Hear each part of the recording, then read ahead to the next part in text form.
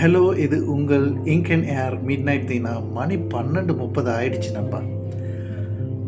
ஊரே தூங்குகிற நேரம். ஆனால் சில வீடுகளில் மட்டும் தூக்கம் வராது. ஏன்னா அங்கே தான் நிசப்தம். வார்த்தைகளை தின்னுட்டு இருக்கும். ஒரு வீடு, ஒரு அறை, ஒரு கட்டில். நிசப்தம் தின்னும் இரவின் ஓரத்தில் நெற்கதையாய் கிடக்கும் படுக்கையில் அவள் வெளியோரும் கசியும் துளிகளை மௌனமாய் உறிஞ்சிக் கொள்கிறது அந்த தலையணை. அவ பேர் மலரு. பக்கத்தில் திரும்பி படுத்திருக்கான் செலியன். கல்யாணமாகி 8 வருஷம் ஆகிடுச்சு. வீடு கட்டிட்டாங்க, காரு வாங்கிட்டாங்க. ஆனால் ஒரு சின்ன கொலுசு சத்தம் அது மட்டும் இன்னும் அந்த வீட்டில் கேட்கல. ஊரெல்லாம் கேட்குது, என்ன விசேஷம் இல்லையா? சொந்தம்லாம் சொல்லுது, டாக்டரை பாருங்க.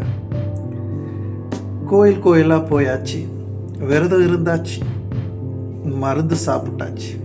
ஆனால் ஒவ்வொரு மாதமும் அதே ஏமாற்றம், அதே கண்ணீர்.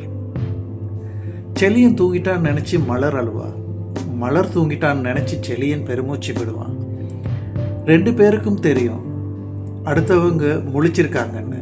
ஆனால் யாரும் பேச மாட்டாங்க. ஏன்னா வார்த்தைகள் வலியை கூட்டிடும்.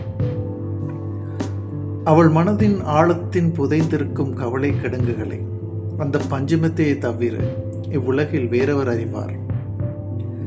அந்த மெத்தைக்கு தெரியும் எத்தனை இரவு நனைஞ்சிருக்குன்னு.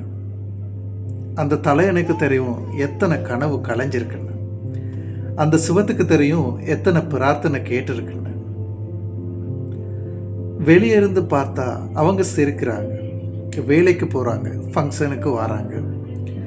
இரவு 12 மணிக்கு அப்புறம் அந்த வீடு மட்டும் அழும் சத்தம். குழந்தை இல்லாத வீடு வெறும் கட்டிடம் தான் ஊர் சொல்லும்.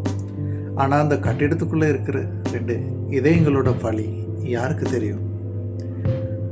இன்னும் காத்திருக்கிறாங்க, இன்னும் நம்புகிறாங்க.